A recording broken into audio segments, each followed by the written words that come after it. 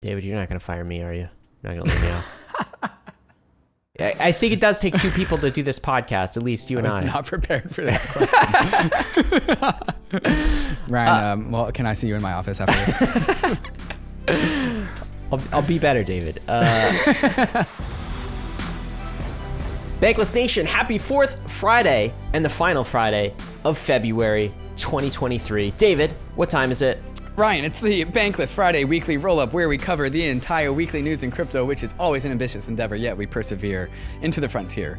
Nonetheless, like we always do, with coffee. Got coffee? I've got coffee, let me tell you. I can tell you. And I don't know if that's the coffee speaking right now, David, or that excitement in your voice is just like all of the incredible awesome things news that we're going to talk that have about. happened this week. Yeah. Like, what the hell? This is it's a good day to be going bankless, my friends. It's a good day to be in crypto.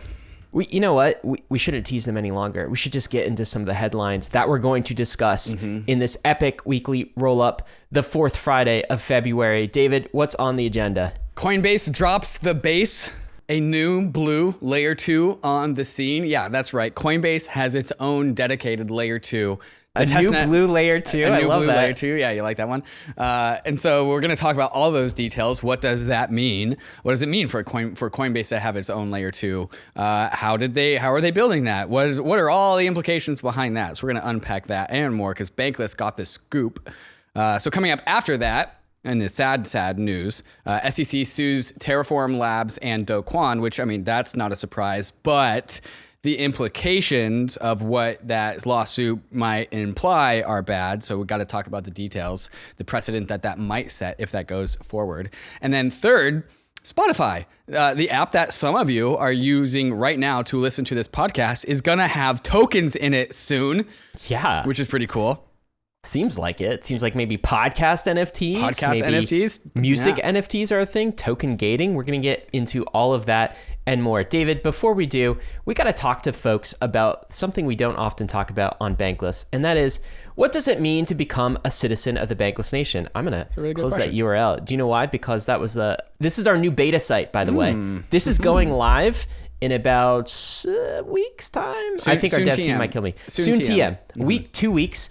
And you have the opportunity to become a Bankless citizen. It includes our token reports, where we dive in, our analysts talk about token ratings for all sorts of popular tokens. Which is these tokens are getting an update, by the way, as a result of today's news. So these token reports always stay updated as the meta shifts. Yes, and it's because David and I are, we're not plugged into the day-to-day. We hired a talented team of analysts to actually put these together, and they're smarter than us. And okay, these are on the us, frontier. David and I are losing our reflexes. All right, we were top of our game 3 years ago. We are no longer, but we have the best people who are doing this. We also have a Bankless Nation member-only Discord. We talk about a lot.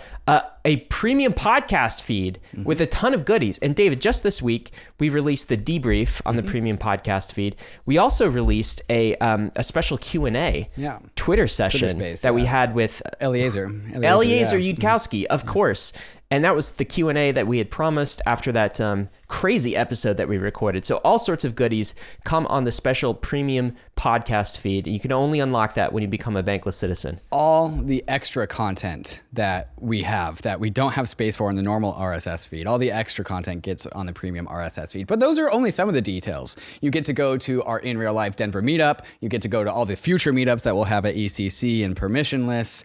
You'll get to unlock future access for things that we can't yet talk about. There's a bunch of reasons to become a citizen of the Bankless Nation. You can also join my Q&A channel and ask me questions if you want to. Can I ask you a question?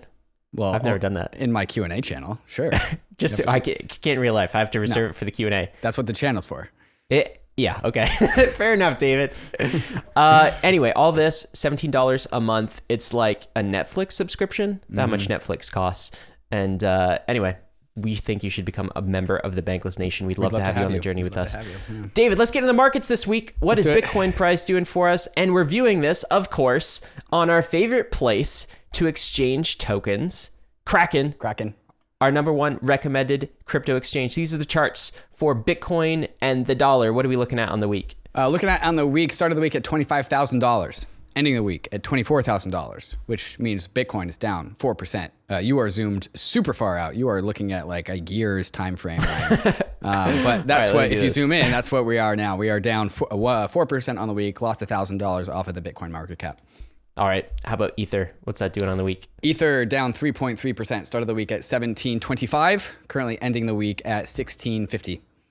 1650. Yeah. So wait, you said is it up or down? Down. Down 3.3%. Why are we down? Doesn't feel like we should be down. Because like 7 days ago was like the top tick of last week. So like sometimes we just fall victim to unfortunate timings of what was exactly 24 or 7 days ago. So it was basically a flat-ish week, it is pretty but it flat-ish, just yeah. looks kind of down. We dumped it down, like Ether hit $1,600. Bitcoin also kind of hit a recent low, but then we bounced right back off of that. And so the bulls and the bears are in a very strong game of tug of war right now. Look, I'm not even using the browser tabs for this. I'm using the Kraken tabs for this. I'm so proud of you. ETH Bitcoin ratio, what's that looking like on the week? 0.069, which is relatively unchanged on the week, up about 0.5%. All right, but still not up in the to the recent highs, But right? below 0.07 is like kind of a low for Ether in the ratio in local terms. Bitcoin having a bit of a recovery, we might say. Some people are really celebrating that. We'll see if that lasts. Total crypto market cap, what are we, above $1 trillion? Above $1 trillion, down on the week, but $1.15 trillion. All right, David, let's cover what's going on in the Fed real quick, because I just really want to get to some of the crypto news this week. The first is this. The FOMC had their meeting. Here's what you need to know. All officials, almost all the officials, favored moving 0.25 percentage points or bips, 25 bips in the next meeting. I'm just saying bips, because David hates that. Yeah, but you also fumbled it, which kind of goes to my point. Bips is dumb. Bips are dumb.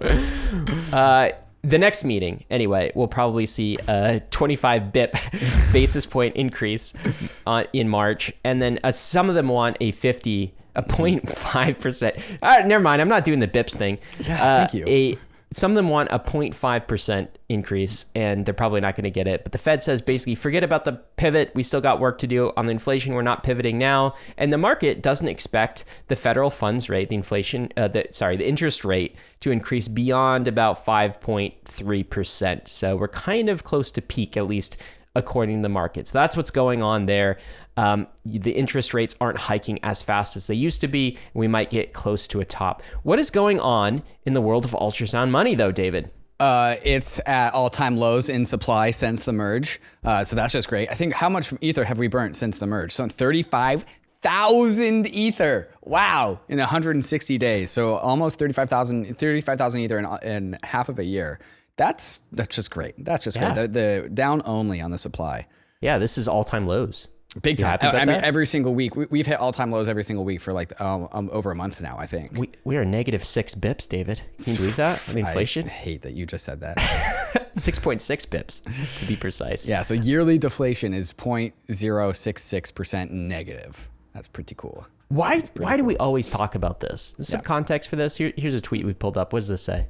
Yeah, so this is from Data Always, who has been pushing back on the focus from ETH influencers, if you will, about the burn. Just say Bankless. It's a fault. So Data Always retweets their own tweet. The first tweet says, "The ultrasound money cult really confuses me.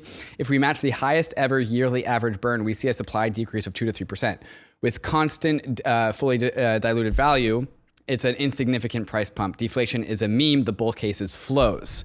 And then they continue and say, most of the responses to this just go to show how few people understand flows and how much information asymmetry still exists. The issuance reduction matters a lot. The nuance is that the rate of burn deflation means almost nothing for flows. Okay, what do they mean when they say this tweet? What they're basically saying is that the real price catalyst was the merge, not the burn, as in the elimination of proof of work issuance is the thing that changed the flows, as in killing all of that issuance killed the outbound flow away from Ether, the asset, as in the sell pressure was eliminated. They are saying that the burn, the thing that you and I talk about at the start of every single weekly rollup, Ryan, is much more insignificant because in comparison to the actual total market cap of Ether, how much we are burning is insignificant, and it doesn't impact the flows of the sell or buy pressure of Ether. So they're saying that the deflation is a meme. The people that focus on the burn are focusing on a meme and not the fundamentals. The real fundamentals is the flows, which is a combination of eliminating the proof of work issuance, which I said, but then also just net new buying pressure. So just because like we're burning Ether doesn't mean anyone's buying it. So that is the pushback from Data Always here. I just heard ultrasound money cult and I stopped listening, David. Are we in a cult? What's going on here? Hey, but you know what? I think we're pretty reasonable about it. I think this point is a good point, of course. And yet it's also what I think many in the so-called ultrasound money cult, I don't know what cult, I mean, when people refer to cult, I don't know who they're talking about, but at least on Bankless, I think this is pretty consistent with what we've said from the very beginning. The reason we talk about this and are celebrating this is not from a flows perspective and number go up. It's because, guys, look, Ethereum has a monetary policy now, and it's pretty badass. Right. I think takes like this don't remember the time from 2018 to 2019 when ETH as money was in complete dispute. And the 21 million hard cap was the only way you could design a hard money cryptocurrency market cap. It's the only way that we knew. It's the only mechanism we had. What we're celebrating is this mechanic, and what we're trying to spread is the knowledge of how this works. That is the purpose of the ultrasound money meme. So I don't dispute the facts in this case, but I'm going to continue to talk about this and celebrate it until more people understand. Click into that tweet and then scroll down because I think I gave a response to this tweet. And so here's what I said. It's less about the raw numbers of deflation and more about the fact that Ethereum is a self-governing economic system that's able to capture its own energy. So like the ETH supply chart, the thing that we look at, is a cool way to illustrate the activity of Ethereum. If there is a strong, vibrant economy, that means Ether is deflating. And so deflation is a symptom of high activity on the Ethereum app layer. So that's why I celebrate deflation. It's because like, oh, there's activity happening. The crypto's not dead yet. Like if we are deflating, crypto's not dead yet. Yeah. Well, Data always replied and said, all I want is for people to stop worshiping the chart. So stop worshiping the ultrasound money chart, maybe. We'll try. I'll do my best. No promises. What do we got today? This is a big week for Arbitrum. They just passed an important milestone. What did they accomplish? Oh, just transaction volume is through the absolute roof. So the new all-time high in transaction volume for Arbitrum, I think 2x its previous all-time high.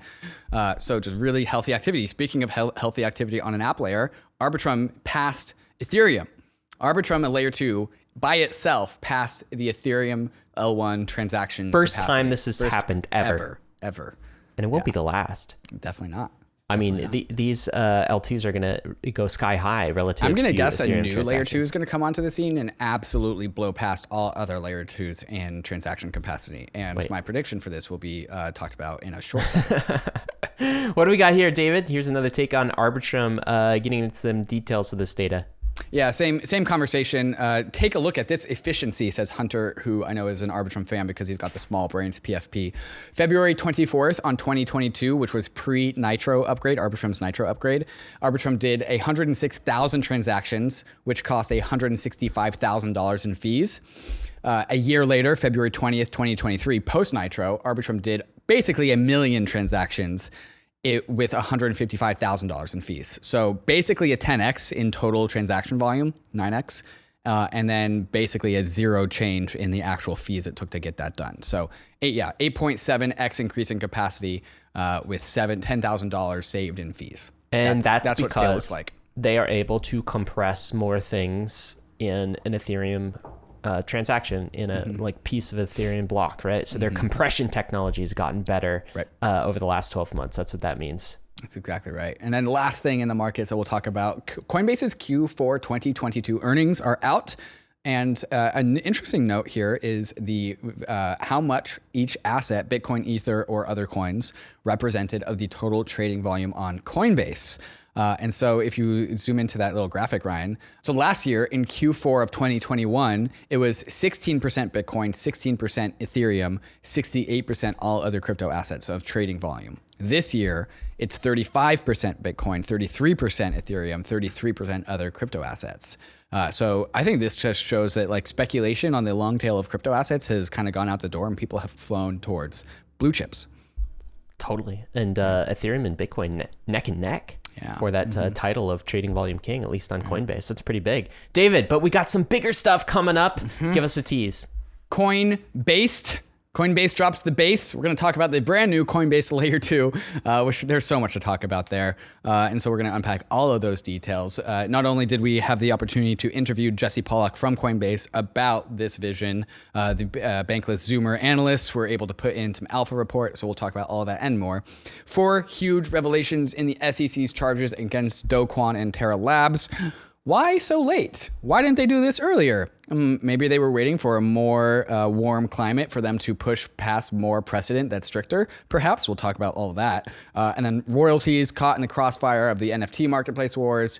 We got an update on withdrawals. We got to talk about Spotify. So much to talk about. But first, a moment to talk about some of these fantastic sponsors that make the show possible, especially KRAKEN, our strategic sponsor for 2023. Check them out. KRAKEN has been a leader in the crypto industry for the last 12 years. Dedicated to accelerating the global adoption of crypto, KRAKEN puts an emphasis on security, transparency, and client support, which is why over 9 million clients have come to love KRAKEN's products. Whether you're a beginner or a pro, the KRAKEN UX is simple, intuitive, and frictionless, making the KRAKEN app a great place for all to get involved and learn about crypto. For those with experience, the redesigned KRAKEN Pro app and web experience is completely customizable to your trading needs, integrating key trading features into one seamless interface. KRAKEN has a 24/7, 365 client support team that is globally recognized. KRAKEN support is available wherever, whenever you need them, by phone, chat, or email. And for all of you NFTers out there, the brand new KRAKEN NFT beta platform gives you the best NFT trading experience possible. Rarity rankings, no gas fees, and the ability to buy an NFT straight with cash. Does your crypto exchange prioritize its customers the way that KRAKEN does? And if not, sign up with KRAKEN at kraken.com/bankless.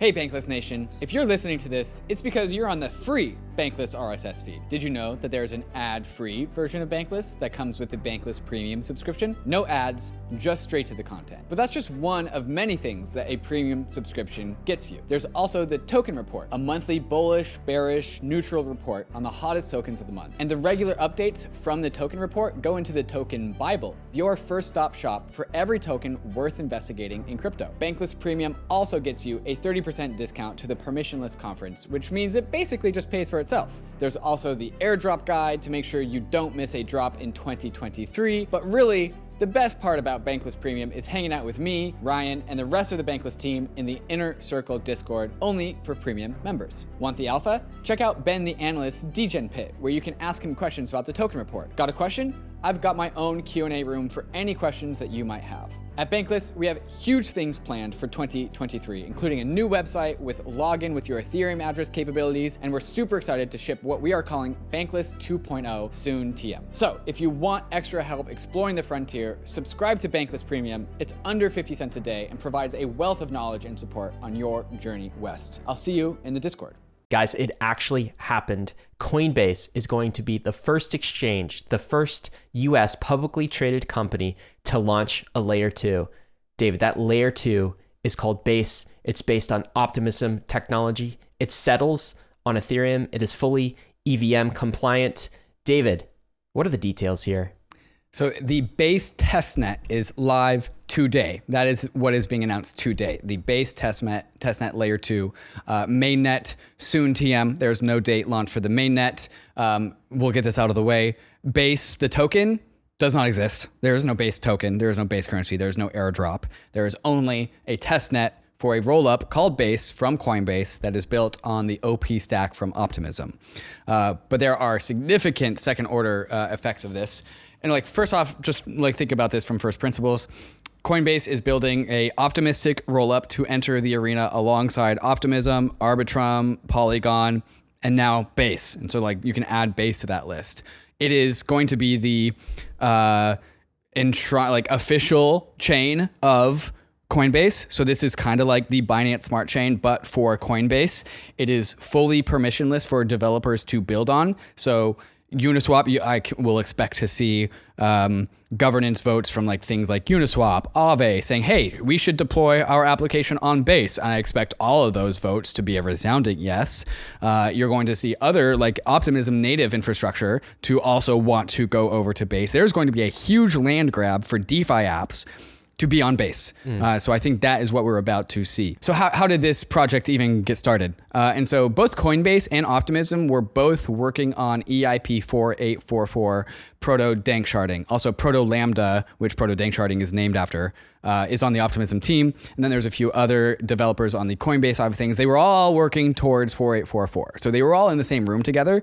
And that's when the conversation started about like, hey, Coinbase, there's this thing called the OP stack. If you guys just wanted to, I don't know, perhaps fork the OP stack and make your own OP chain, you could easily do that. And that piqued the interest of Coinbase. And when we interviewed Jesse, Bankless, we have an interview with Jesse for more details. He said that Coinbase had been interested in starting their own chain twice before. They looked at doing this endeavor twice before. They already had the base name for years now, apparently. But it was the OP stack technology and their partnership with Optimism, their collaboration with Optimism that really unlocked the door. And so really that's the news. There's so many more things to talk about. Some unknown percentage of all base transaction fees are going to the OP collective. We don't know that this percentage, but some percentage of transaction fees are being routed towards adding to the OP collective treasury. To support public goods. To support. Well, that's actually up to Optimism governance. Right. That is what Optimism governance tends to do, is to support public goods, but that will be for OP governance. How will you pay for gas on Base? You will pay for that for gas with Ether.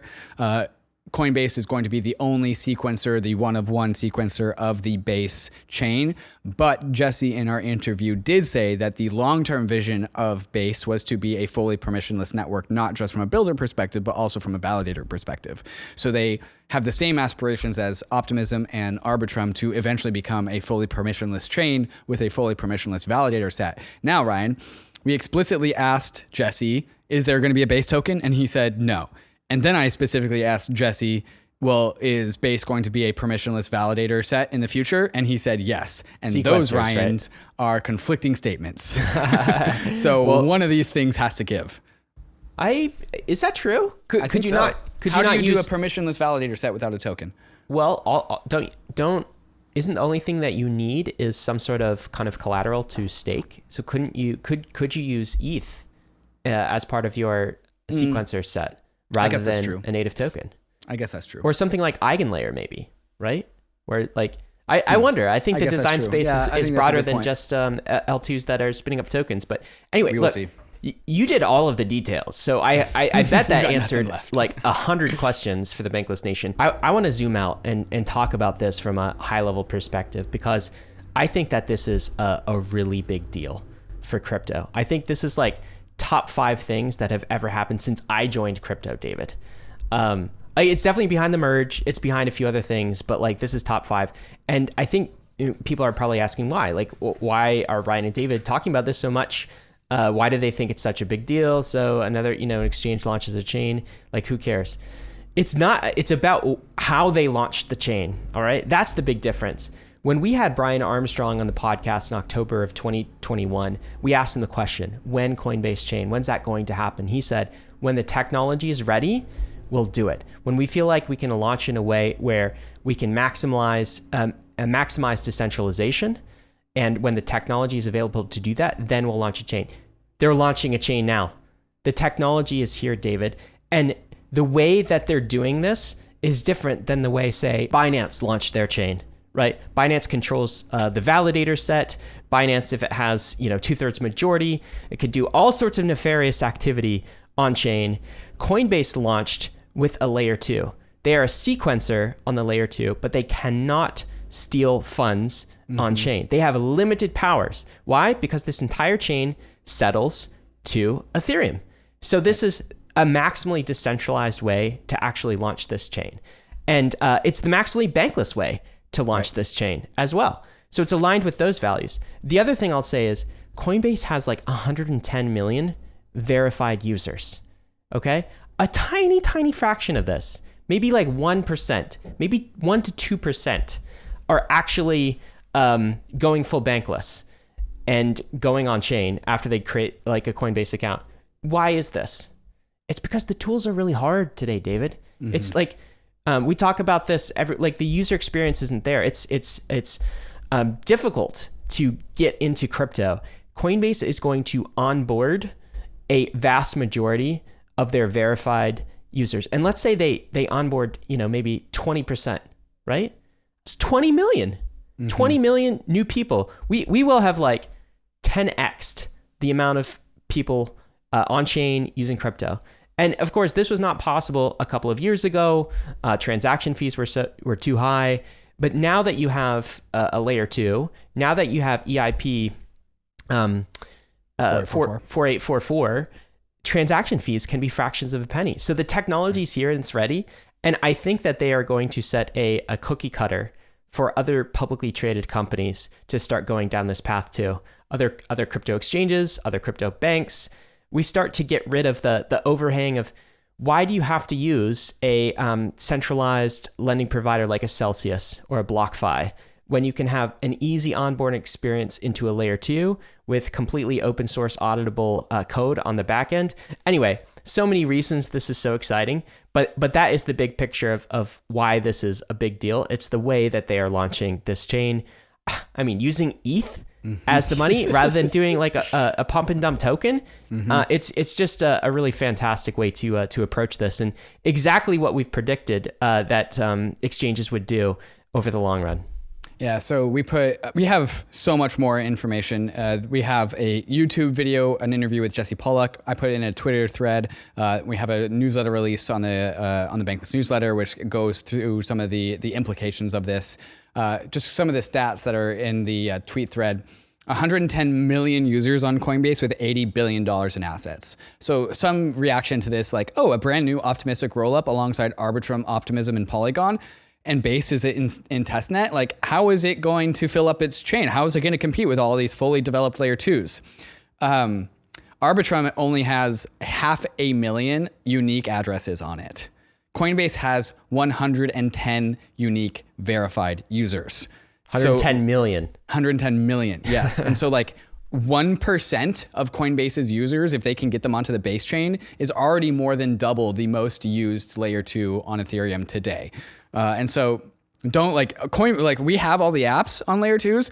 Coinbase has all the users and all the money. And so this is we asked Jesse the question, like, how will Coinbase present Base to their users? This is going to be the Coinbase approved layer 2. And so many people come into this industry through Coinbase, and Coinbase is going to be like, would you like to withdraw your assets from this centralized crypto bank that we are?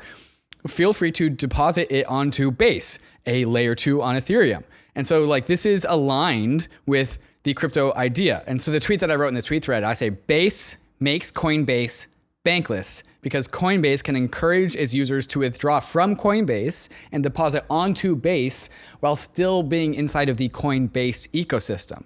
So it's adding in a layer 2 into the product offering from Coinbase. It's proof of reserves. Yeah, it's automatically proof of reserves on the whole entire chain. So with Base, it's still a Coinbase product, but users are self-sovereign and self-custodied. So it is the bankless version of Coinbase, which is just so awesome. There's gonna be haters, David, that say, but this is all AML KYC. That this is. It's not. It's a permissionless network. It's not now, but every account that withdraws, of course, is AML KYC'd by Coinbase because they have to be. I care a lot less about that right now than I do about this massive amount of users that are being onboarded into self-sovereign technologies. Yeah. All right, if this is still, and in fact, I don't even know how you get around that problem at this stage and still use a centralized exchange in some nation state. Right. But I still think this is going to onboard millions, tens of millions of people into the bankless money system that we all love. And I do think it's just, there's also some symbolism here in that there's so much crazy crap that went down in 2022 with centralized entities stealing the funds, right? This is the answer to 2022. Okay, we'll use decentralized technology where you can audit the code completely, where we can't steal your funds, has proof of reserves right out of the box, and DeFi will facilitate this. I do kind of wonder, do you think this will eat up the Coinbase exchange business model a little bit? Not zero, but I think the net value add, I think, is significant. And Coinbase is always looking for new products that are providing revenue beyond exchange activity, because they need to diversify their income, because like 90+% of their like quarterly revenue is always exchange activity. So that's why Ethereum staking is so valuable to them, because it's a diversified revenue source that puts less risk on exchange activity. And this opens up so much surface area for on-chain products. This is one of the things that Jesse was really hammering in our interview. Base is where Coinbase is going to put all of its on-chain products. And so they have their own little domiciled network to play favorites. They get to play favorites because it's their own network, and they're going to put all their products there. And so this is just opening up a massive new world of opportunity for Coinbase. I wanted to take this conversation into why optimism. And so, like I said, Jesse and the Optimism team started collaborating on EIP 4844, and that's, I'm assuming, where OP stack conversations happened. So the OP stack is the scaffolding for Optimism chains. So Optimism's Bedrock upgrade is built with the OP stack. Base is built with the OP stack. The OP stack is this like open standard, the scaffolding for, build your own layer 2, build a layer 2 workshop. And so when more and more layer 2 chains are built using the OP stack standard, because they're all standardized, there is more synergies between interoperability, composability, just fluidity between these different chains. So as more and more OP stack chains come into existence, the boundaries between all of these chains can start to blur. So Coinbase is making a bet on this super chain vision. The Optimism team calls this the super chain vision. So Coinbase seems to be in on this vision that the more and more chains that build on the OP stack, the boundaries between these things blur.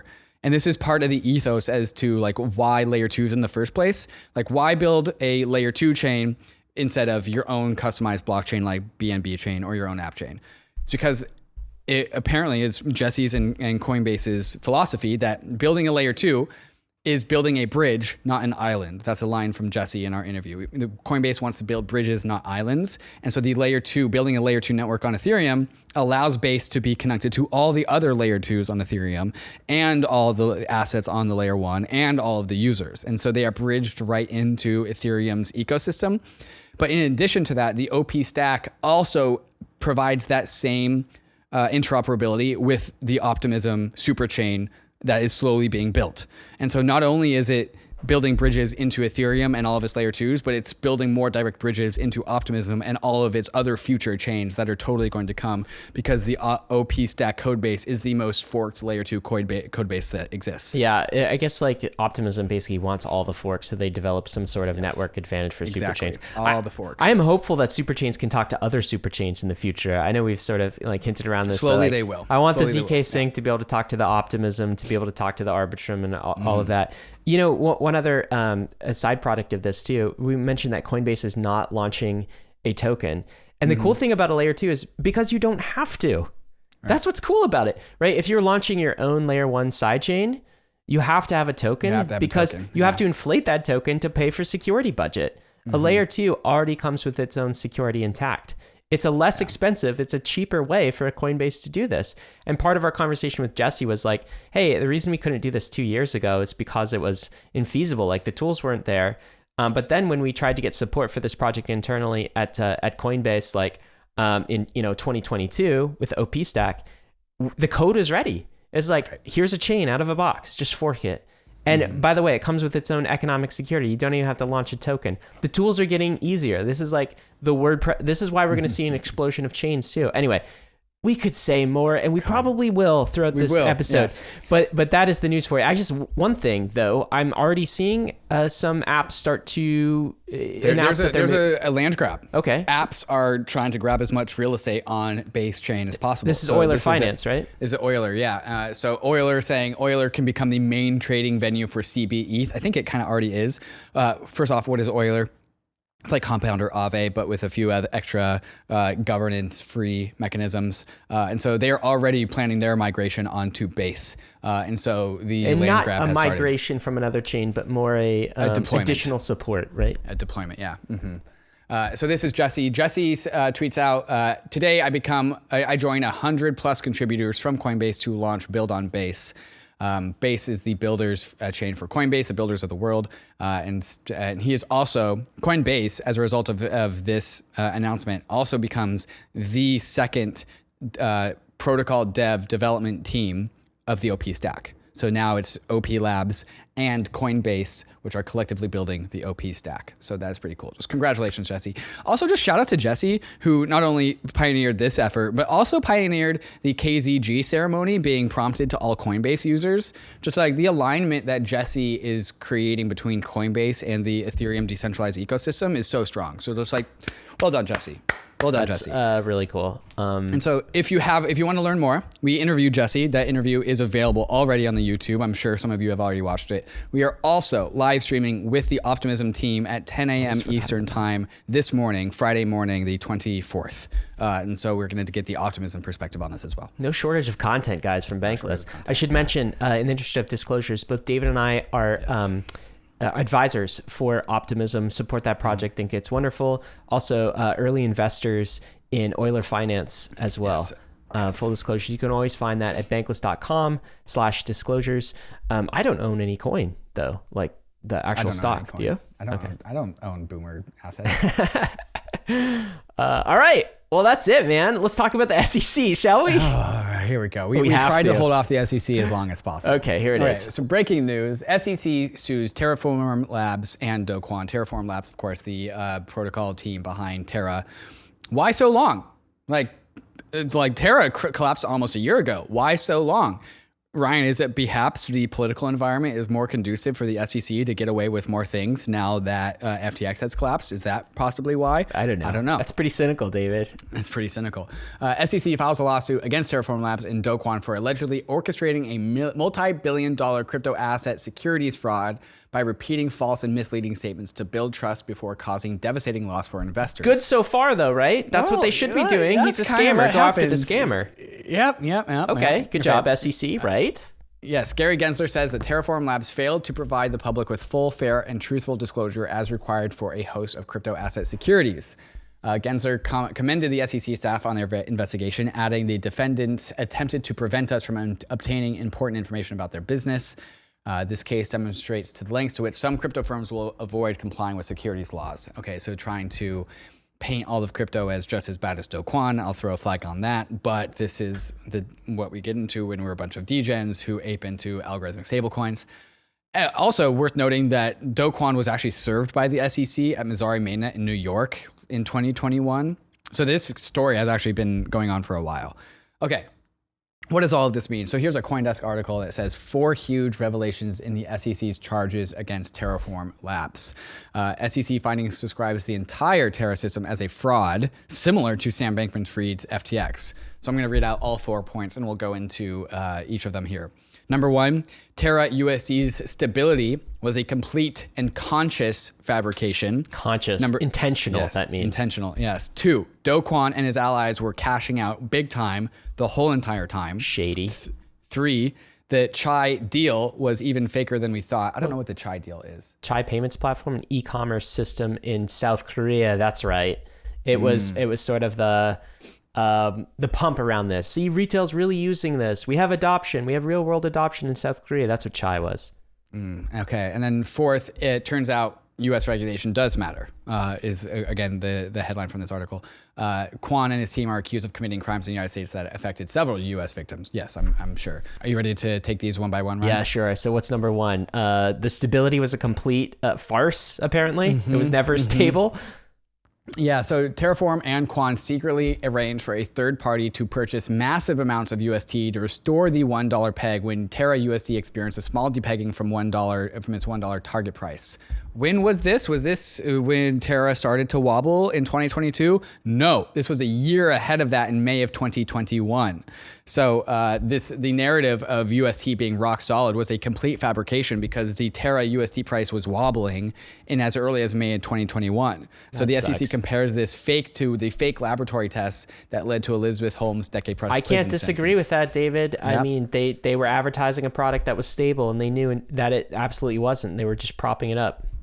By the way, who is that third party that purchased the massive amounts of UST to restore the peg when Terra was in trouble? Who was that? Who did that, Ryan? I don't know. It's a 4-letter word, I think. Starts with a J. Am I right about that? Jump. Jump.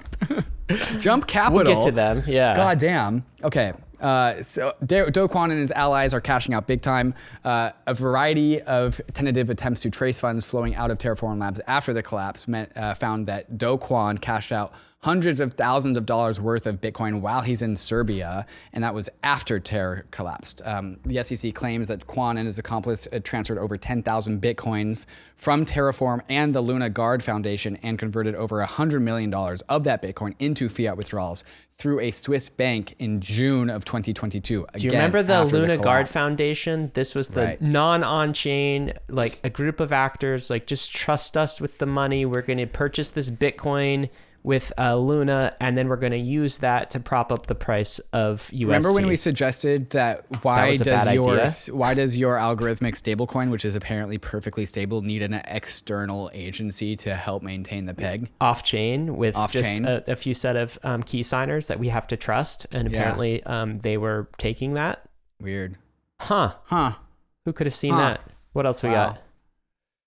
Anyways, okay, so Chai deal even thicker than we thought. SEC describes that not only did Do Kwon exaggerate the Chai-Terra relationship in his own statements, he created an entire fake server to move fake money around to stimulate fake transactions with the clear goal of deceiving investors.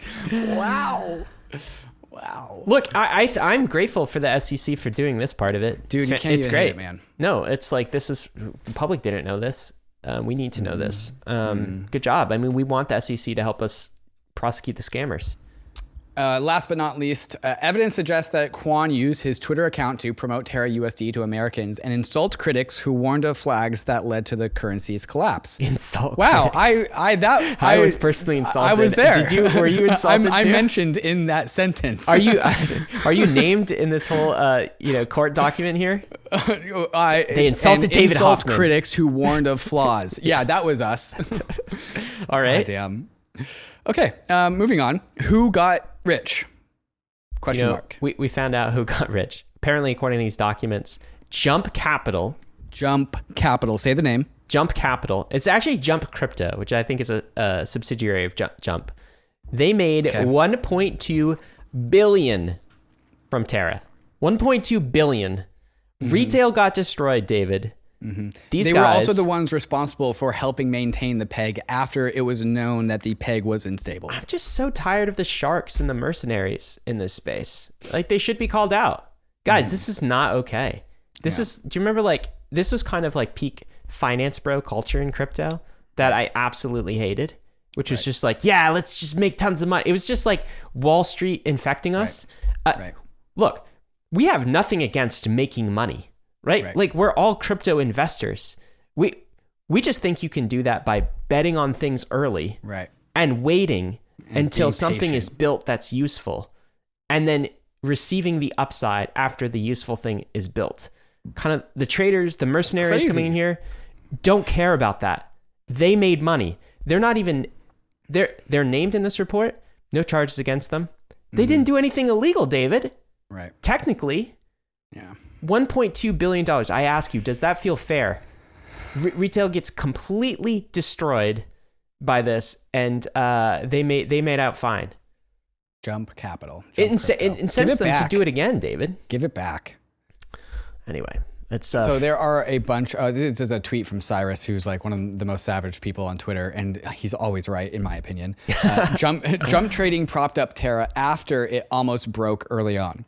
Instead of letting it die in the early stages, they covered it up, letting the bubble grow significantly larger than it needed to get, exacerbating the pain for the entire crypto community.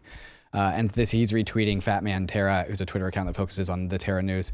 And Fatman Terra says, the SEC filing also indirectly confirms the fact that Jump secretly bailed out the UST project without disclosing to retail, leading to the scheme ballooning even further and destroying many people's lives in the first place. Okay, so this is only half the story, because the other half of the story is the implications of this lawsuit against Terra, because there are precedents being set. And so this SEC case against Do Kwon and Terraform Labs says that UST, the stablecoin UST, is a security because it is redeemable for Luna, which is a security. So I think implying that like the stablecoin itself wouldn't have been a security, but it had this enshrined formal relationship with Terra or with Luna, the equity asset of the Terraform ecosystem or the chain.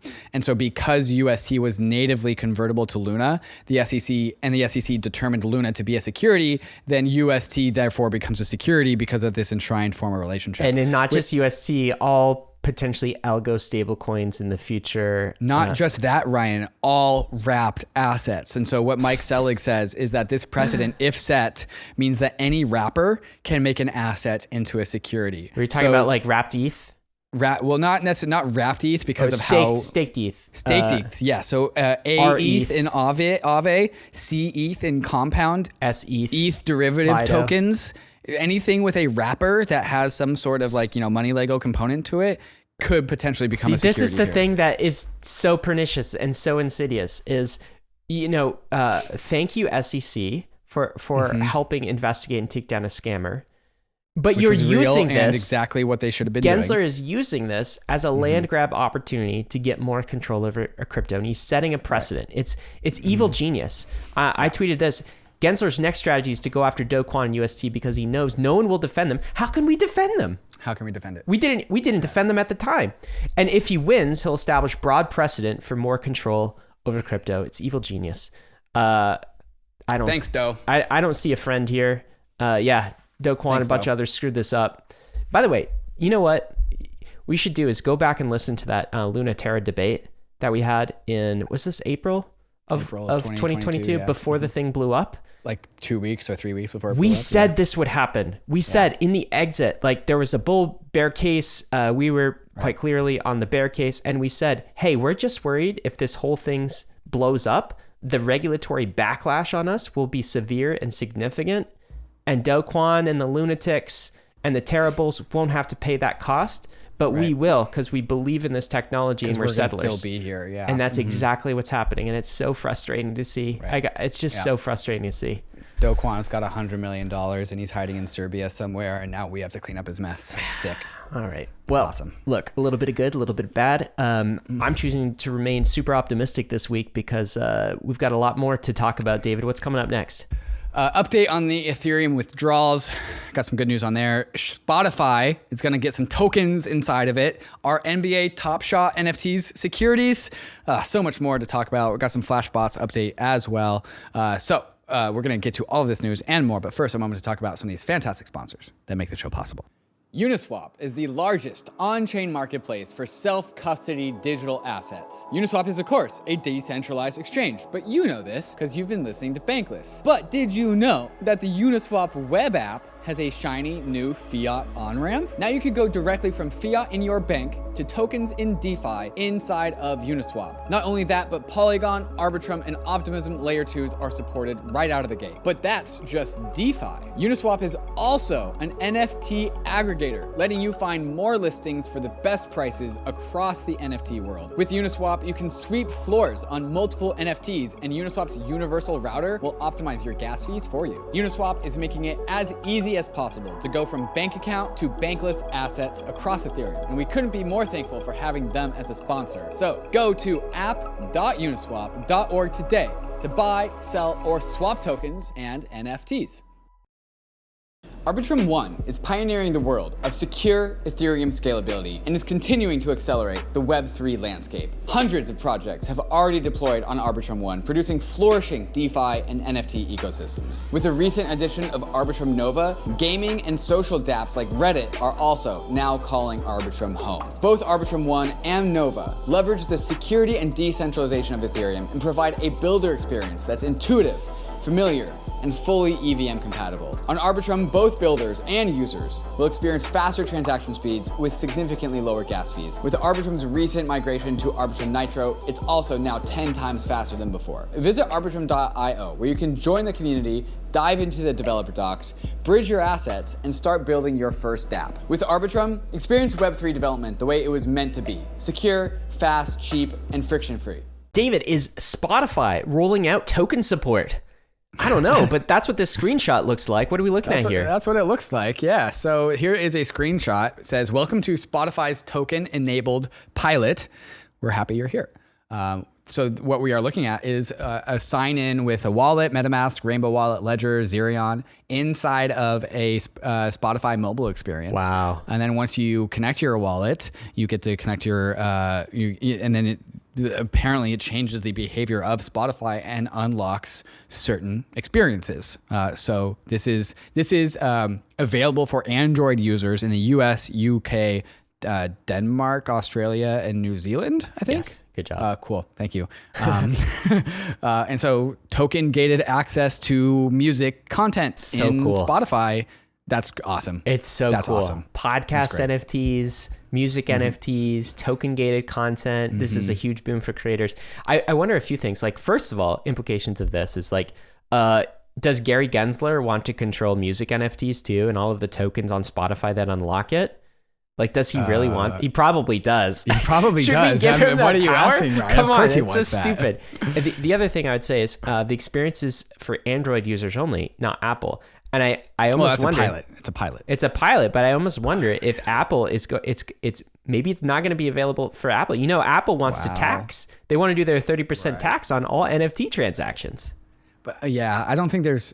I mean, I don't know anything about this, but I can't imagine that there's like actual trades or transactions going through. You're just loading up token gated access. That's just the start, though. Yeah. Like, there's going to be a button in Spotify of like, I want to download that, like, buy this Drake NFT. I'd like to get Why access would they not? to this. Yeah. Of course they would. Good point. And Apple wants to take a charge.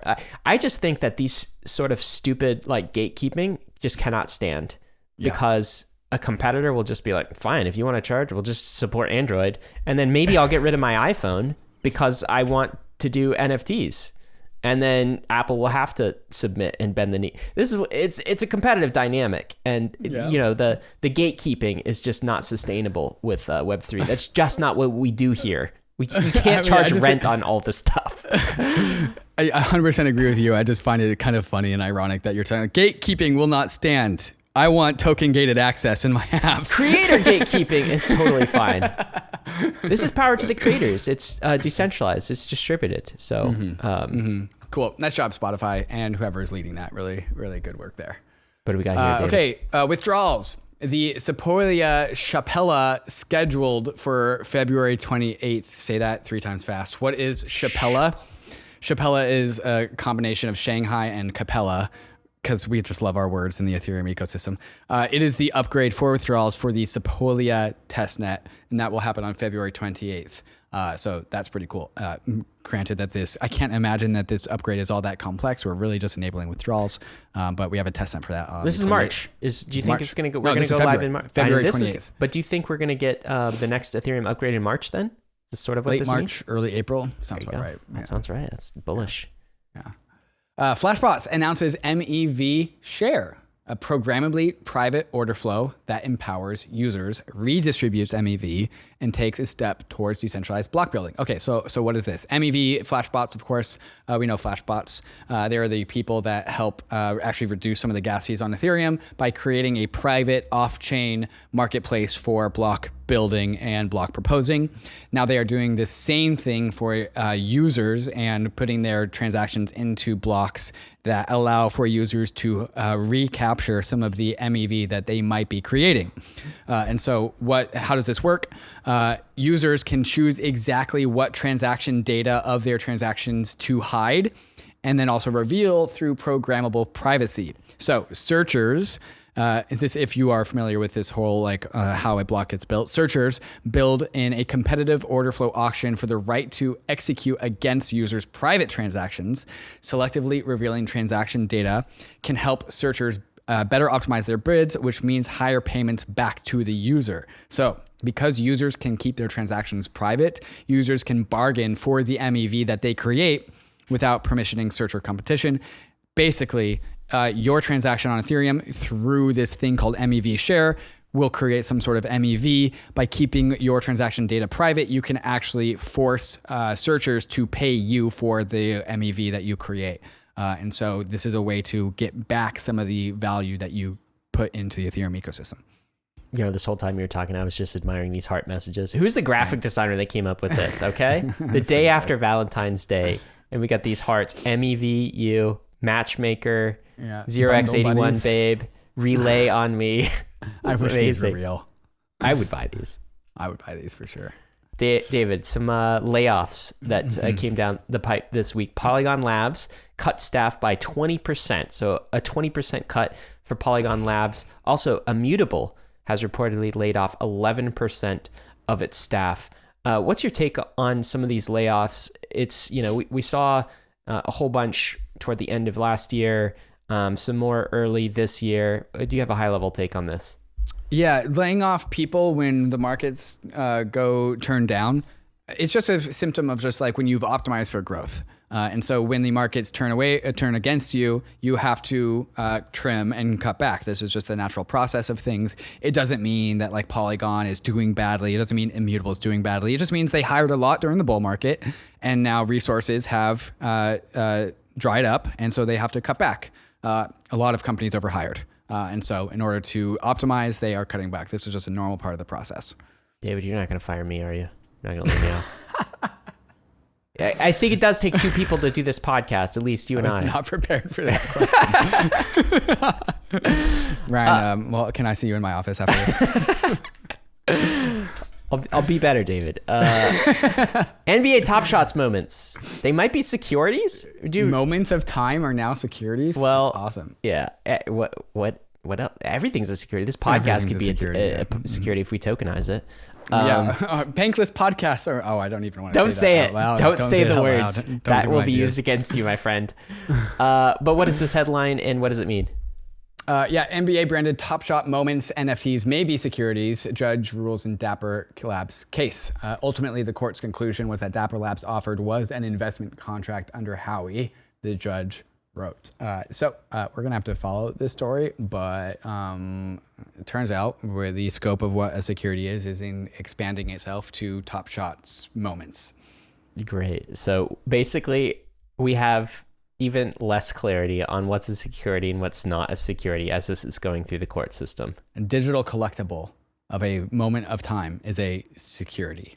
Okay, so a video game item that drops, if it's an NFT, is that a security? Totally a security. You think so? Yeah, that flaming long sword of fire that does 172 damage. It needs a 10K report. That's exactly, yeah. Filings. So little Bobby shows up, and little Bobby picks that up off the ground, and Gary Gensler shows up at your door and says, hey, that's a security. Hey, Bobby, do you know what you just did? Put down that security, Bobby. Look, and if you have questions, just go to Gary Gensler's office hours. He's happy to answer any of your questions and then throw you in jail. All right, OpenSea versus Blur. What's going on here, David? Yeah, so OpenSea, as a result of the Blur dominance in the NFT marketplace, has changed their OpenSea fee to 0%. So OpenSea now charging 0% on trades for a limited time. They have also moved the optional creator earnings 0.5% minimum for all collections without on-chain enforcements. And then lastly, marketplaces with the same policies will not be blocked by the operator filter. So this is really just the collapse of margins in the NFT marketplace. When you have a competitor, is this because in response to Blur? Is that what's going on? Yeah, because Blur volumes are eating OpenSea's lunch, and so they had to drop all their fees in order to stay competitive. Like, didn't Blur exceed OpenSea volumes last week? Yeah, for like the first time. That's right. Yep. This is a take from Frank DeGods. A harsh reality. NFT marketplaces are trying to maximize market share so they can raise bigger VC rounds, and the best way to get market share is to have the lowest fees for high frequency trading. Godspeed. I don't care about that because the users benefit. Bring my fees down to close to zero. Except for artists. This does shoot artists. The artists are caught in the crossfire because artists really, really like royalties. Does this, so this cuts royalty? Or is it just OpenSea's? So Blur is trying to minimize royalties because they want to maximize the value to NFT traders. And so they're routing around creator royalties because that is an extra fee that traders don't want to pay. I still think that creators will just respond in kind and they'll just like do a thing where I mint 100 and then I keep 100 and then I sell those back. That's one option. There's also the option for creators to make a NFT contract that enforces royalties at the contract level. So you have to pay a royalty. that will make it harder to be composable Yeah. into other NFT marketplaces, but it is an option. Very cool. I like the competitive dynamics, David. There's that tweet about Blur dominated this month. It's a whole month of January, or it's February, accounting for 46% of January's total. That's January's total NFT volume, outpacing OpenSea. So OpenSea was 40%, Blur was 46%. Granted, this is the month that Blur dropped their token, so that is going to be a very hot month. Yeah, that probably skews things. David, do we have any Bitcoin news? Maybe. I did look at the ordinals data. Ordinals volume is down. And so it's trending down to the downside. But it's been a very, very healthy no matter what. So it's definitely not dead, but ordinals activity down a little bit. The only other Bitcoin news that we have is this tweet from Patrick Hansen. This is a take. Patrick is at the EU side of Circle. So he believes in stable coins, of course. So that is his bias. He works for USDC, basically. Patrick tweets, in El Salvador, after hundreds of millions of top-down public investments, only 1.6% of remittances are sent via Bitcoin. Meanwhile, driven by natural bottom-up demand, 1/3 of Latin American consumers have used stablecoins for everyday purchases. The market is loud and clear.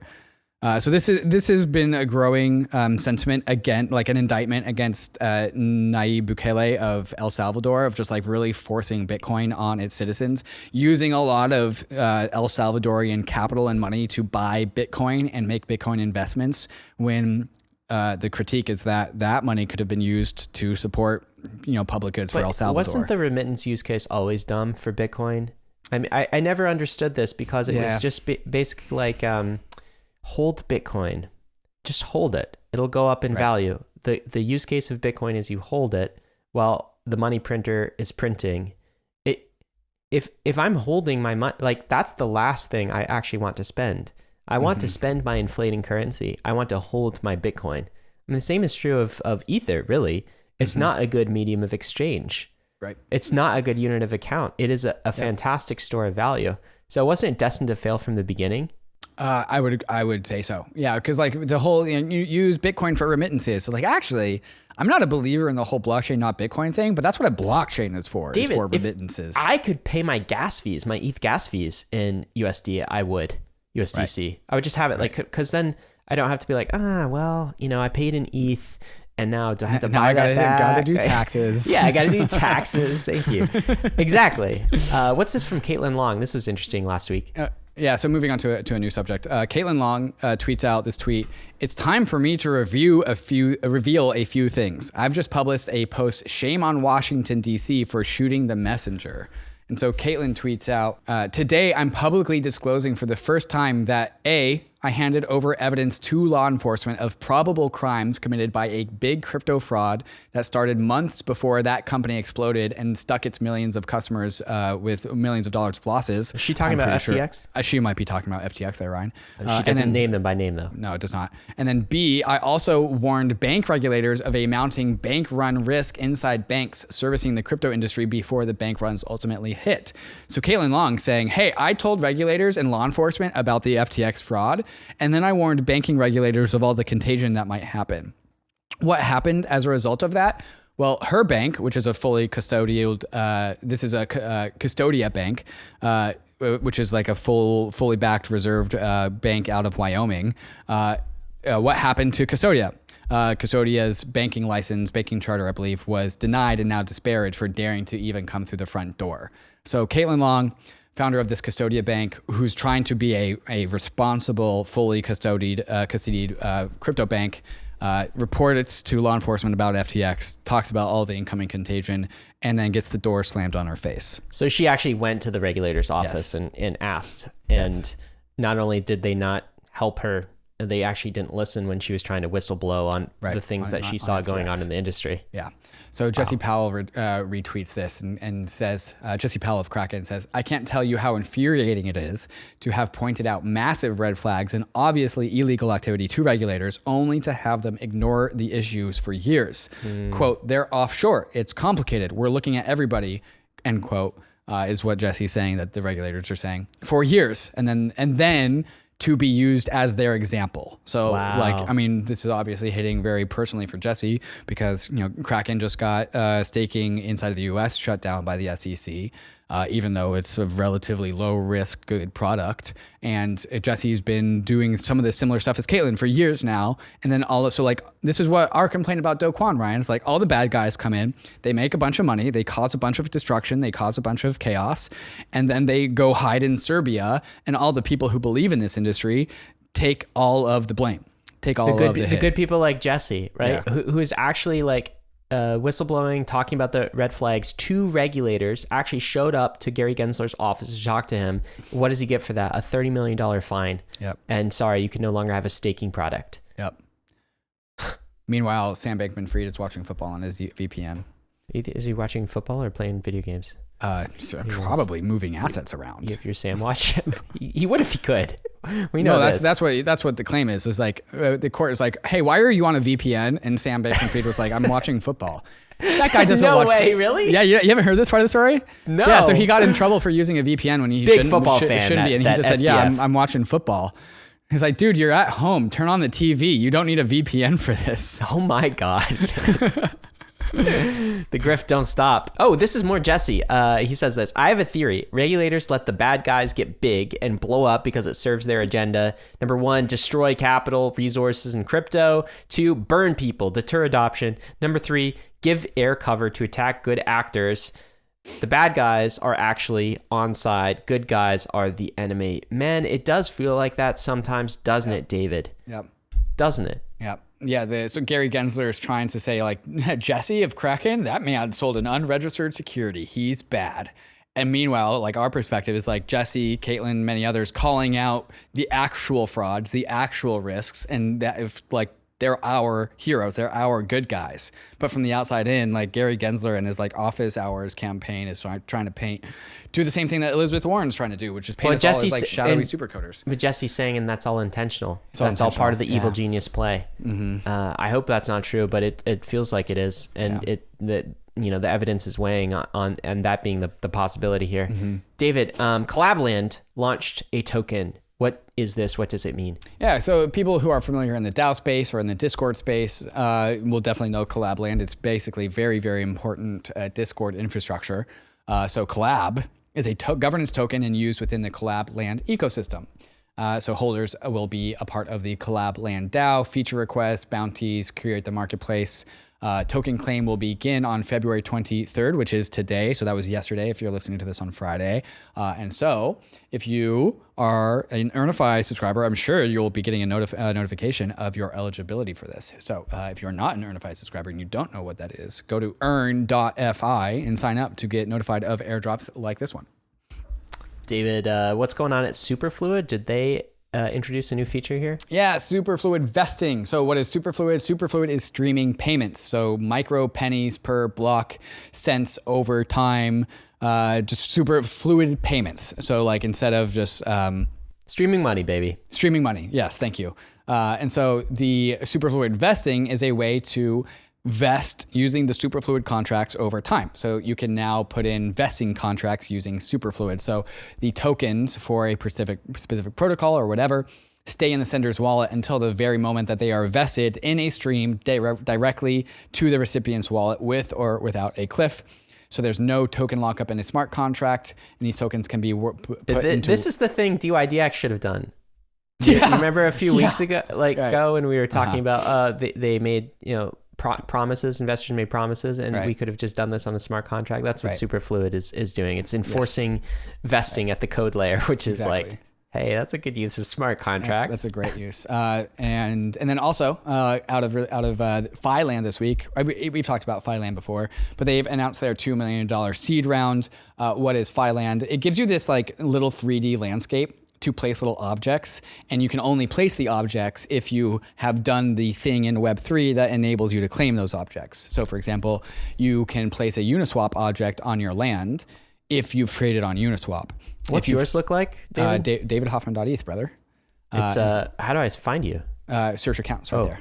DavidHoffman.eth. Hoffman. You can see my little FiLand. Yeah. Yeah, I know this was included just so David could brag about his FiLand here. Yeah, exactly. Yeah, and so if you've traded on Uniswap once, you can get the Uniswap land. But if you've traded on Uniswap like 10 times, then your Uniswap icon like grows bigger. It's like the level 2 Super version. Cool. You have 16,000 experience points here. Whatever. And so I can use that experience to buy other things in the Filand ecosystem. Filand is on Polygon.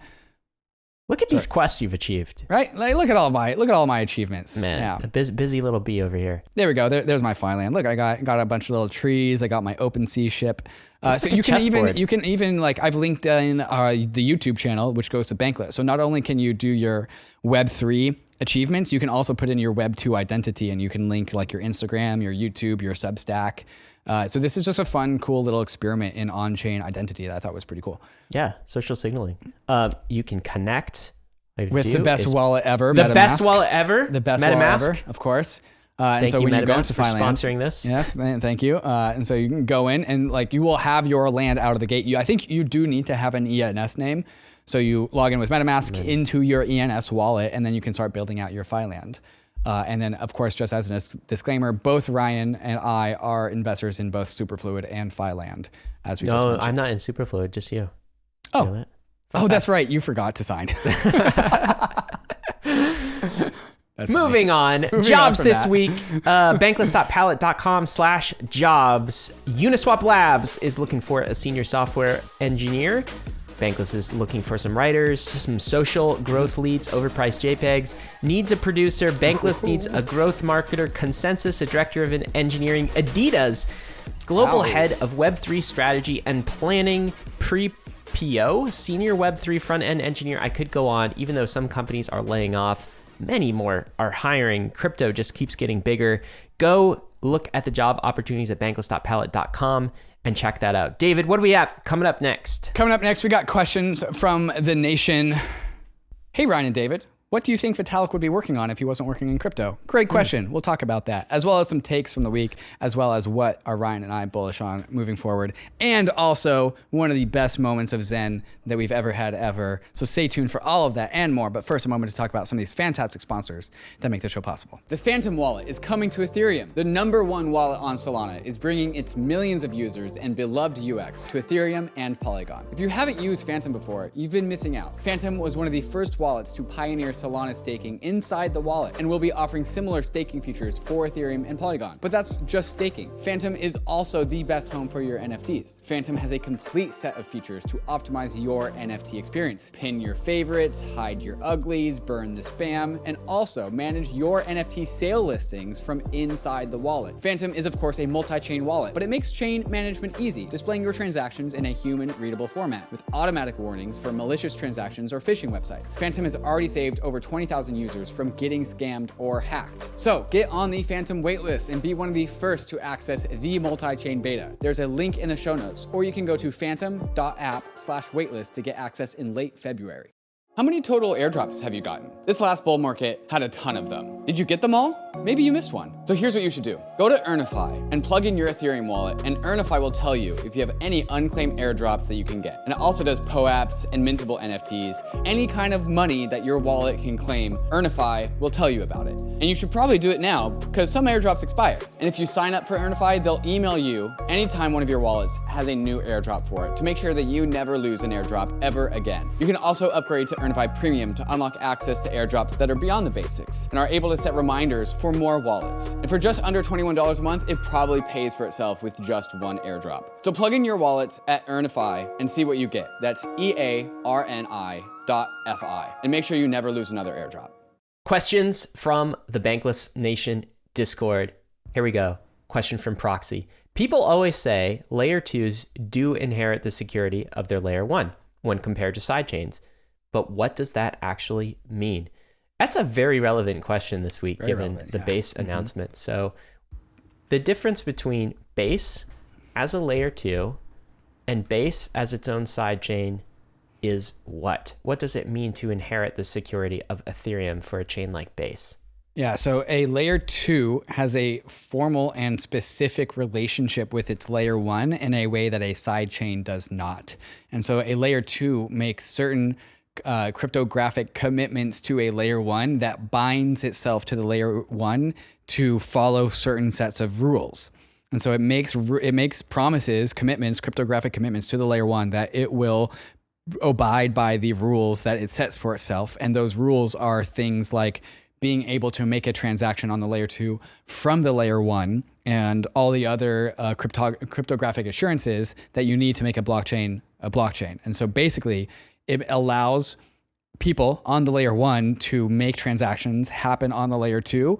That means that the validator or sequencer of that layer two does not have more power than the layer one has. And so if the sequencer for a layer two on Ethereum goes rogue and they stop processing transactions, they stop propagating blocks, and you are, as a user, left abandoned and cut off from interacting with the layer two, you can use the layer one to go get your money.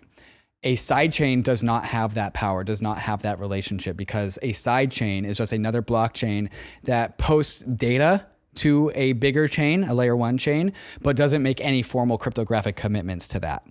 How was that explanation? Does that check out for you? Yeah, that checks out. You know, one kind of analogy I use in my mind is I think of like these chains as like, imagine these big cities in the cloud.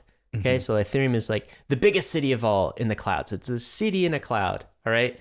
Side chains do not have a bridge back to Ethereum that is like everlasting and eternal and that can't be broken, okay? They're their own independent cities. So if the side chain goes down and like someone takes all your funds, something bad happens, there's no way to exit back to the big cloud city of Ethereum. With a layer two, like Arbitrum or Optimism or now Base, there is an everlasting, cannot be broken, no other dependencies bridge back to Ethereum. So if bad things happen in the cloud city of Base or the cloud city of Optimism, users can always run back over that bridge back to Ethereum.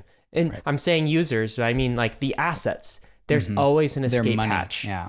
That is one big difference from a user perspective. And the escape hatch, I think analogy is really right. It's the escape hatch exists, and the power, who has power over that escape hatch is the layer one to Ethereum. Yep. So what is really the difference between a layer two and a sidechain is that a layer two gives up certain authorities to a power that is stronger than itself, which is the Ethereum layer one. And so that's how users always have assurances that they can be bankless if they need to be, even in the event of a rogue layer two operator.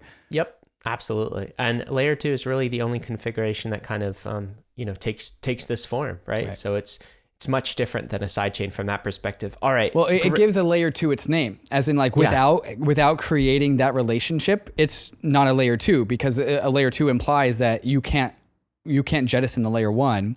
The formal cryptographic relationship is what makes something a layer two. Because it gives power to the layer one. It's corruption resistance too. Yeah. It's like, so if the city in the cloud gets corrupt and if you're on the layer two, you're fine, because you can always go back to Ethereum. That was a great question, Proxy. A question from Powell. Proy actually is the name that we've written it down on. Proy, Proy, yeah. Sorry, Proy. Hey, Ryan and David, what do you think Vitalik would be working on now if he weren't in crypto? What about both of you?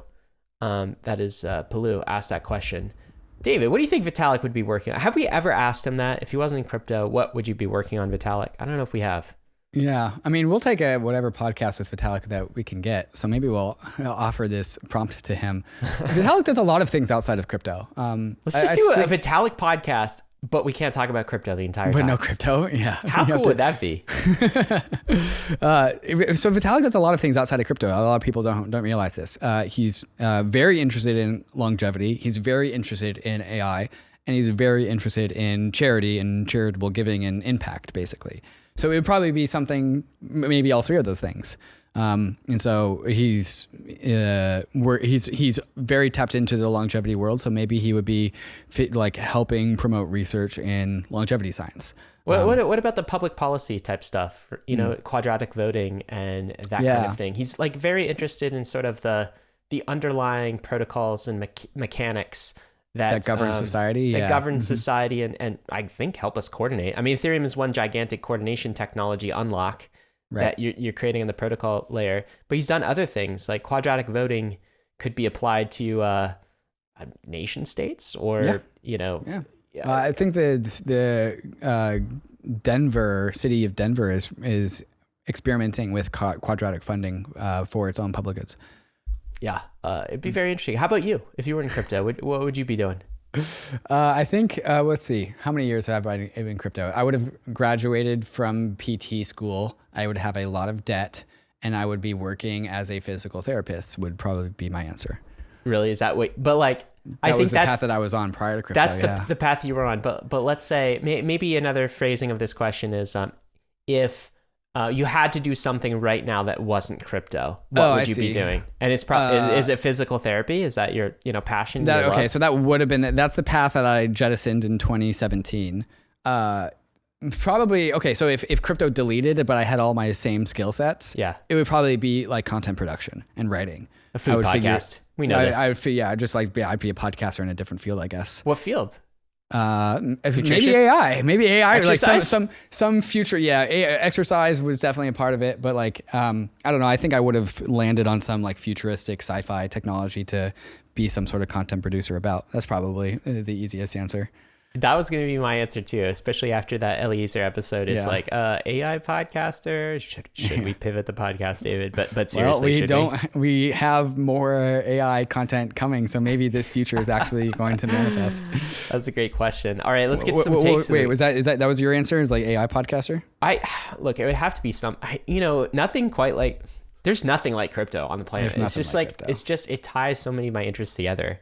It's just like finance, investing, startups, economics, politics, social theory, like psychology is just everything. Right. I think I would be an investor though, no matter what. Sure. Like there would have to be some cross section of entrepreneurship and investing, and I'd probably gravitate more towards that than content production. I mean, you were the one who was like, Ryan, we should start a podcast. And I was like, I don't know. So I don't have I don't really see it. Yeah. I don't have the content producing gene, but there's something I love about investing, and that is like investing is just you get rewarded when you're right. It's this like so many fields, it's impossible to ever find truth. Like how do you find truth? How do you know if you're right?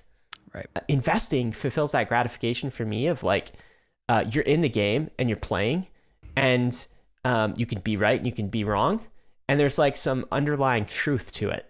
And I don't think I could leave that side of things. And that's more interesting than the investing side. Is just you think about something, apply a thesis, and you get an answer to the hypothesis, right? If you're right or not. And investing, I think, rewards that more than just about anything else. Maybe science does, but science, I don't have the patience for science, I think. Yeah. I think that's a good take. Elon Musk, that's a take of the week. What's he saying? Okay. Says Elon, what should we do about it? ? What is he talking about? He is replying to a tweet from Liran Shapira, who tweets out, what if AI is going to literally slaughter every living creature on this planet in the next 3 years? Watch Eliezer Yudowski's new interview on Bankless and see why that's not even a joke. And then he makes a tweet thread with clips and other threads. And then Elon responds to this tweet, okay, what should we do about it? Which, Ryan, when I saw that tweet, I'm like, oh, I thought you knew. Bro. Isn't that what you said? Yeah. Wait, isn't that your job, Elon? Yeah. I mean, what should we do about it, David? My only solution, Ryan, is to help further this conversation. That's my only contribution I have to solving this problem, is making more content about it so people can know about it. So that will not be the last word on AI that you hear on Bankless. All right. David and I are thinking through some next guests. We've got some names in mind. We'll be doing some reach out. Eliezer, I think, had a really interesting perspective, but it's not the only perspective in this space. And I think, look, we're not going to pivot the podcast into an AI alignment podcast, but we are going to explore this topic. What did we just say earlier? Crypto touches everything. Everything, yeah. And it certainly touches artificial intelligence, and artificial intelligence touches it. This is, I think between crypto and AI, these are the most interesting technologies, at least to me, for the next decade. No question about it, they will intersect in all sorts of interesting ways.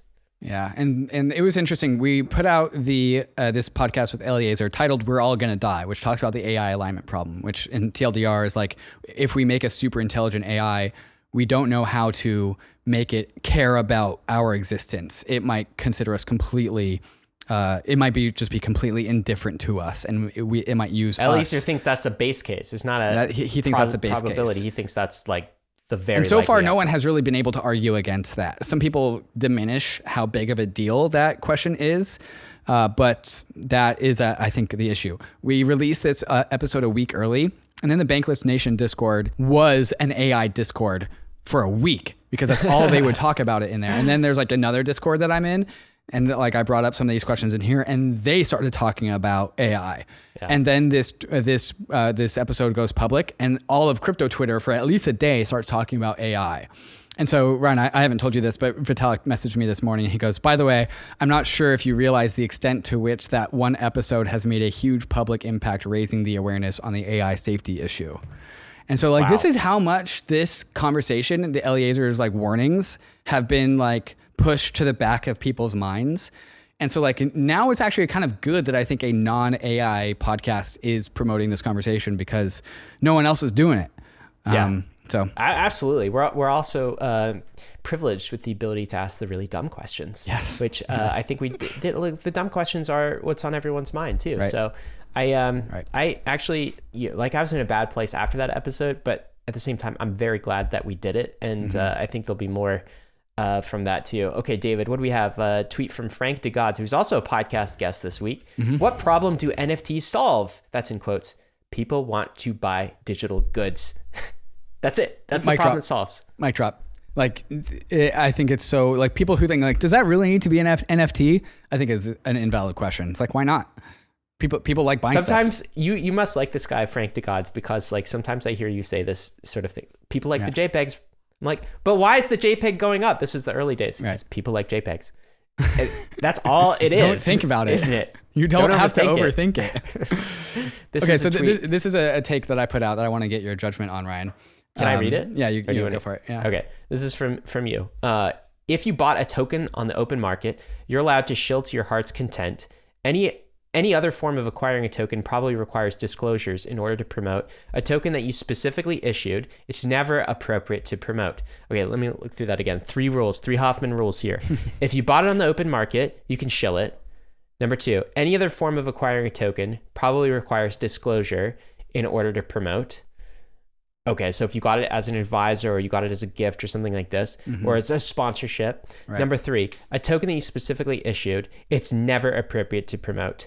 I agree with all of those. One thing that I might put an asterisk on in number 1 is not just if you bought it on the open market, but if you bought it on the open market and you have some kind of a bias in that, like, let's say you own over like 2% of the supply or 5% of the supply, or let's say that it comprises like a substantial portion of your net worth, like it's 50% of your net worth or something like that, then that's the asterisk I would also put. That also probably should be disclosed, or people should be generally aware that that's the case too. Otherwise, I think that these are Hoffman rules are fantastic rules for disclosures, and I think more people should be following them. Yeah, thank you. And I would say that these are all just rules of thumb. There are plenty of instances where like some of these things won't apply.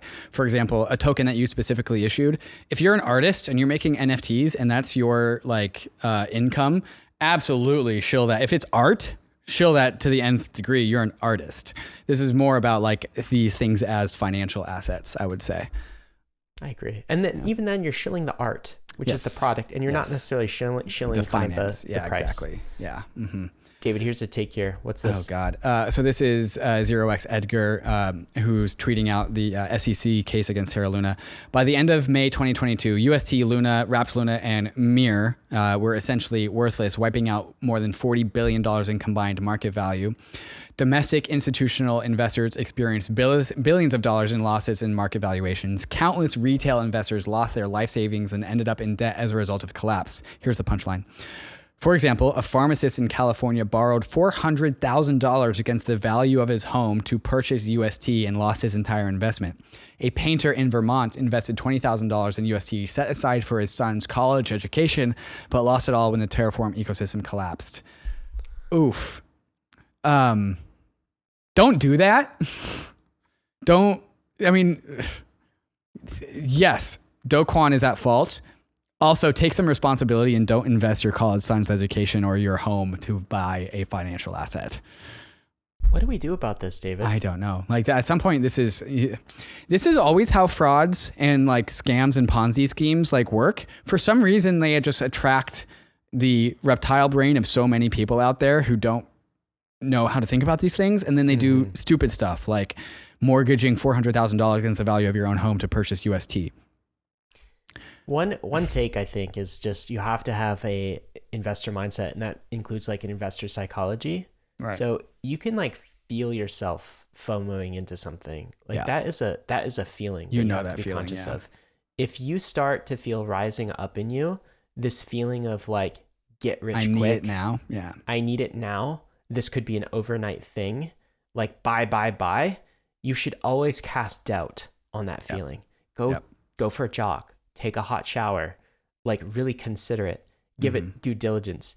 Wait 3 months and see if you still feel that way. Like no one can protect you. Gary Gensler can't protect you against all of the different ways that you can kind of like think you're investing your money and you're actually investing it in a scam or a scheme. So that's on you.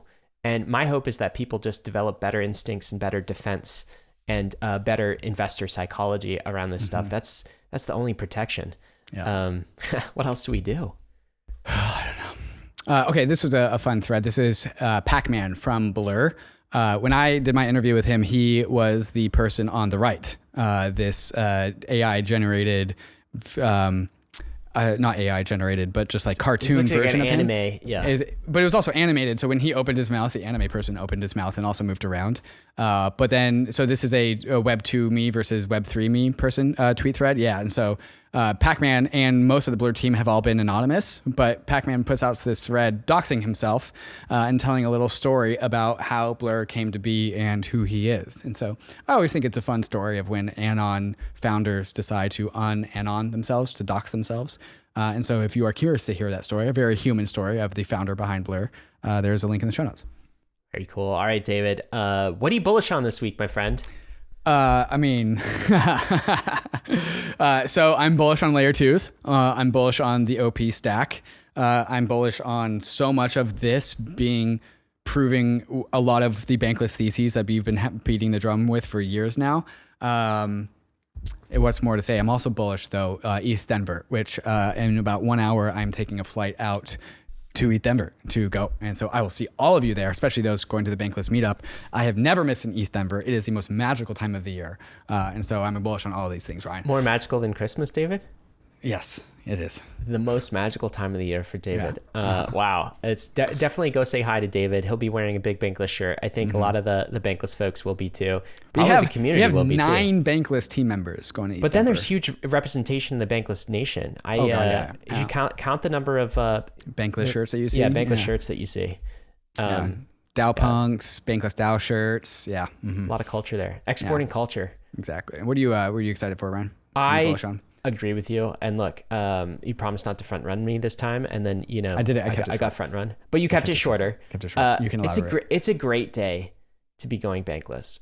I think this is with the launch or the announcement of the launch of Base, this is further proving out a lot of the theses we've had in this space for a while. Protocol sync thesis.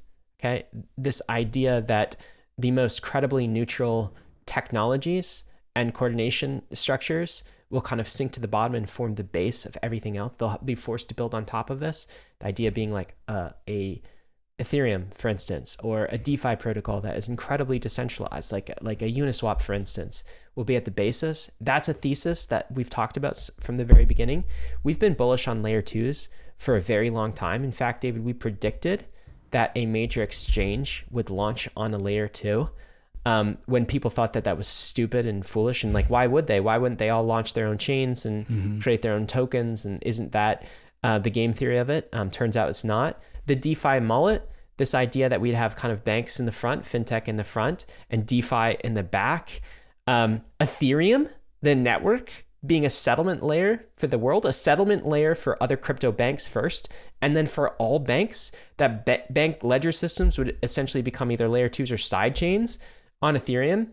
I mean, this is how we go bankless. This is how this movement wins. And it's just very gratifying to see this thesis playing out. Like the Bankless thesis works. Yep. Sometimes you just got to wait. Yep. Right. And like, I don't know, I'm very excited about this movement, some of the ideas that we've talked about from the very beginning actually coming to life. And this week was just a major event for that. So a major exchange, 110 million users, now launching a layer 2. So essentially bending the knee to Ethereum, in the process bending the knee to decentralization, bending the knee to the people, and doing kind of the right thing, embracing crypto values. And it's really cool to see. So this is another, this is getting me out of the funk of 2022. You know, it's like, it's just such a hangover from 2022. I felt gross at the end of 2022. And this kind of thing, this builder's momentum, it's not even about prices. Who cares about prices? The prices aren't pumping on this news. I don't care. I don't care at all. It doesn't matter. Wall Street doesn't understand this. Why would we expect the price of Coinbase stock to pump? I don't even think the crypto market understands how big this is. Coin price is down 1.5%. Good. That's great. Like, that's the thing. I don't even care anymore because I know that this thesis is going to play out in in kind of the right direction. And anyway, slowly. It's just slowly. It's not overnight. Again, get rich slowly. Yeah. And anyway, I'm also very excited for these things, and that's all I have to say about that. I'm excited for just millions of more layer 2 users. Yeah, right? It's gonna be great. Maybe we can get our grandma to use layer 2s. That is the bull case for Base, is that Coinbase is the front end for its own, yes, grandma, is the front end for the Base chain, and they just fix all of the UX and UI issues that are plaguing. I'm working on my parents. My parents they have funds on an exchange. Mm-hmm. They've never really done much in crypto, right? In crypto, they're not crypto natives. That's like the base case, yeah. Yeah, like most parents. Yeah, I don't know about grandma. She might be a little, I'll help grandma. It's okay if grandma doesn't. That's all right.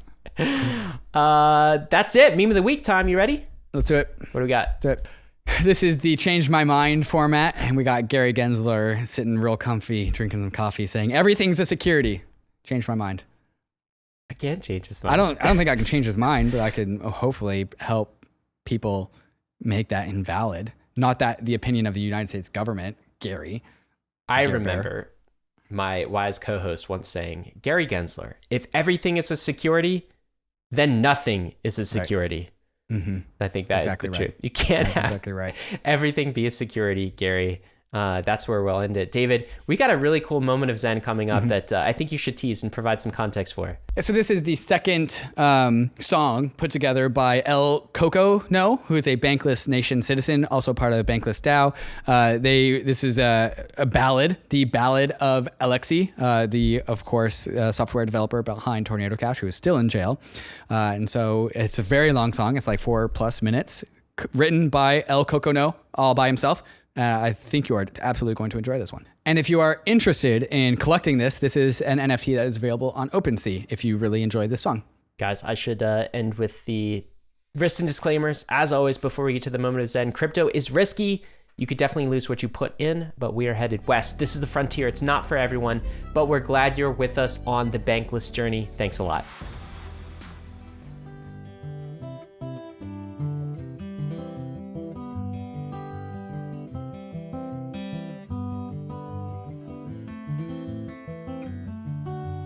Holland is simping for the US, for the big strong government they're trying to impress, and they don't give a shit about the scared young kid that they've locked in a cage when all he did was fight for the fundamental rights for which our ancestors paid the ultimate price.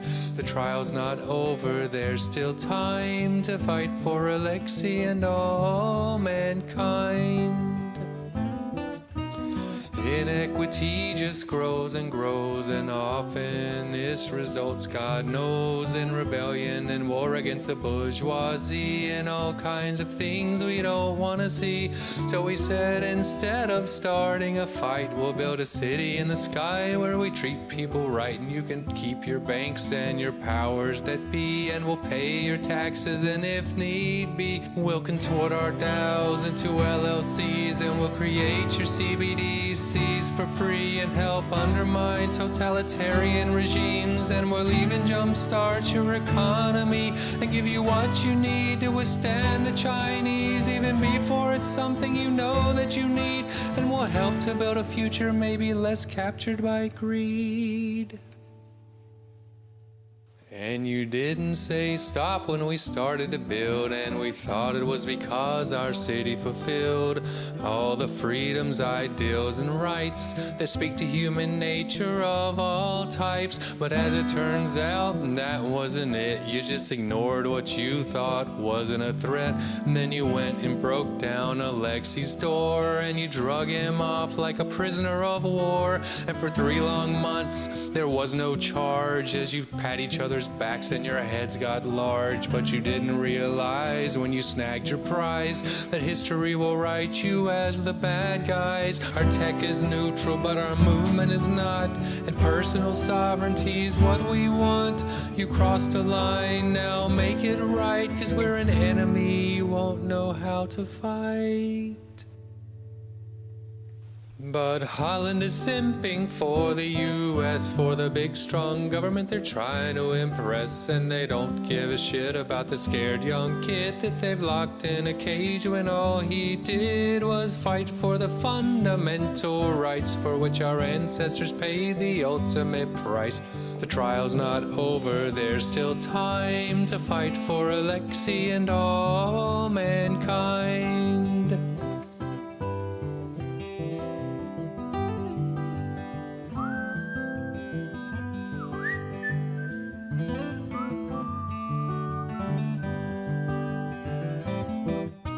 A lot of folks struggled, fought, and died so certain rights wouldn't get brushed aside. And when we think back, we're filled with pride. Citizens, politicians, side by side. But there's a hungry beast that we just can't sate, and that monster's name is the nation state.